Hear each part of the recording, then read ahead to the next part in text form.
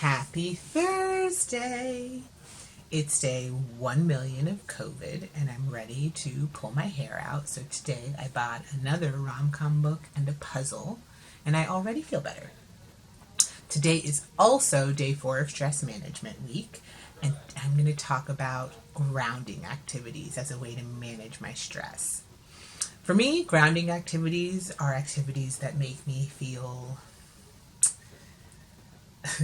I know you're not supposed to use the word in the definition, but grounded, and I guess I have a sense of control, and they help keep my perspective positive, like we talked about earlier this week, and help me to move forward because honestly, stress can feel super debilitating, especially when there's a layer of a pandemic and there's just so many other things.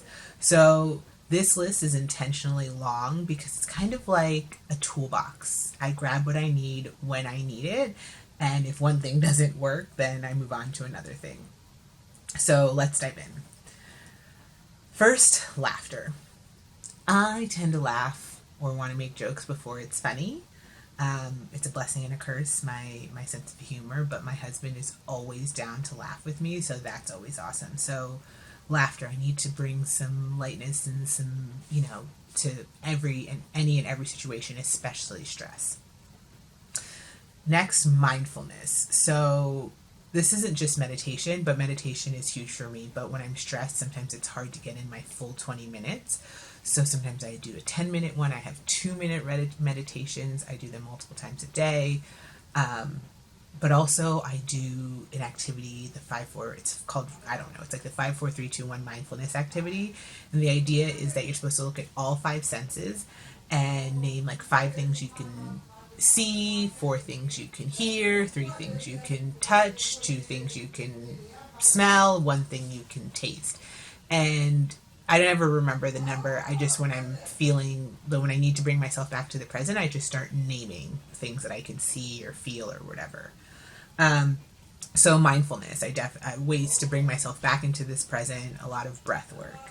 Next is writing. So journaling and processing my feelings is really important, and doing it more so and asking myself harder questions. Sometimes I'll look up journal prompts, but also writing out my planner stuff is still important. I don't usually keep a strict schedule when I'm super stressed, but I do still, as a way to mentally dump everything, I do still write everything I need to do out just to get it off my head.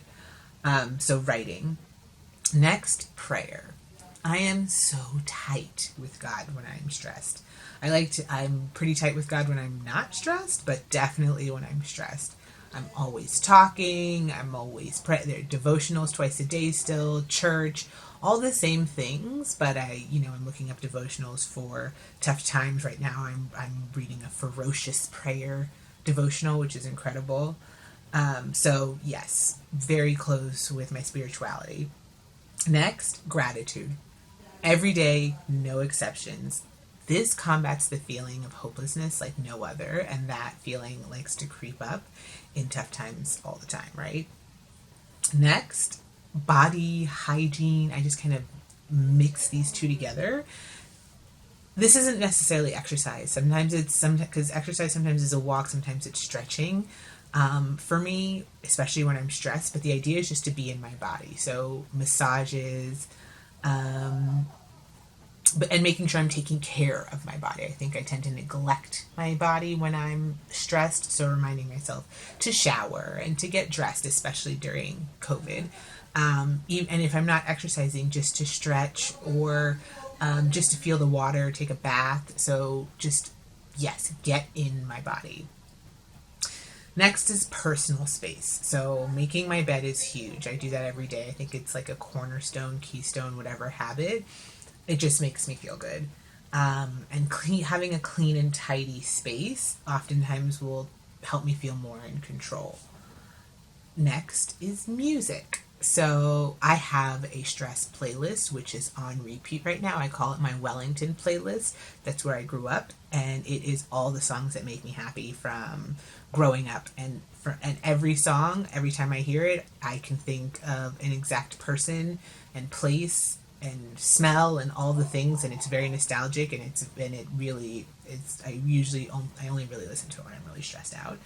I also pick a theme song every week, so those are, whatever the mood is, and I also listen to gospel music every single morning. So music is really something I rely on typically, but like sometimes I'll forget. I'll just want to sit in silence, but I have to remind myself during stressful times that I want to listen to music, and music makes me feel better. Next is nutrition. I mean, I'm going to keep it real. I'm sure if you were to eat super healthy when you were stressed, your mind would be so much clearer, but that's not what I mean here. I just mean noticing my food habits. So when I'm anxious, I don't eat. So reminding myself to eat when I'm anxious, or having Philippe reminding me to eat when I'm anxious. And when I'm overwhelmed, I like to late night binge watch rom-coms. So there it's more like having healthier cereal and available, and maybe throwing in some celery and peanut butter or something. It's not so much changing it, as much as it's accommodating, and it's honestly because if I do those things, I won't feel good, like physically. Like I get more anxious when I don't eat anything. And then when I late night binge crap all night, I wake up feeling sick. So just navigating that, less so than trying to control it. It's like kind of the last thing I'm going to try to control during stressful times. Next is fun. I forget about this during stressful times all the time, because I'm just kind of like trying to juggle and be put together and hold myself together, not so much have fun, but this is such a game changer. And fun for me are like easy challenges to win, like puzzles, and I'm not going to do a 1,000-piece puzzle. What's it called? I still play Candy Crush, like games that are fun and easy, and if they can be with other people, even better. And finally, savoring like beauty, magic, signs. This is different from gratitude, even though a lot of these things show up in my gratitude journal. But if you think about, just like for me, this last month has been a series of unfortunate events, and I refuse to let those things steal or dim the light and the joy that there is to be had. And so this is kind of like an opening up your heart. So it can be noticing lyrics to songs that pop up in your head, or playing songs that pop up in your head and dancing to them, and finding meaning where you can. So recently we have had some parakeets come in our backyard. Backyard's like kind of like a bird oasis. It's awesome, but we've never had parakeets. And we had parakeets for the very first time, so I looked up the meaning of parakeets, and I read that it was they were a symbol of the sun's alchemy, and I thought that's so beautiful. The sun, just so much meaning there, right? And it was so comforting during this time.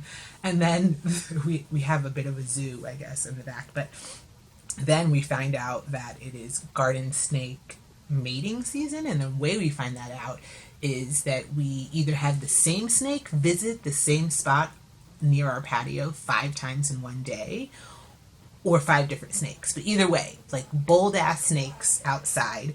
And I decide, and then that was it. Anyways, so I decided to look up what snakes mean, and it turns out that they mean rebirth and transformation and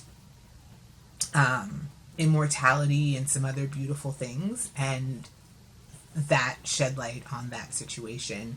Not the snake situation. It was annoying, but we were fine. But just on the situation at large, the dumpster fire we're all experiencing.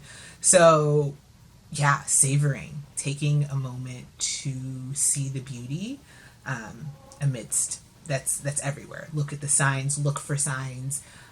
Just keep your heart open to the synchronicities, and savor all of those things. That's a huge one during times of stress for me. So, what are some of the things that keep you grounded, that help you feel like you're still in control, that things are going to be okay?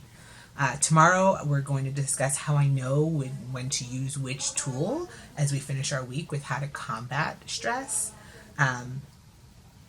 Yeah, so I can't wait to hear what it is for you, and maybe I can add to my own toolbox. Thank you so much for watching the Daily Huddle with me, Life Coach Franzani. Each week I pick a theme, and every day we discuss a topic under that theme, all around better every day. Because here we don't hope to live a good life, we work to live our very best lives. I'll see you here bright and early tomorrow. Give yourself an amazing day.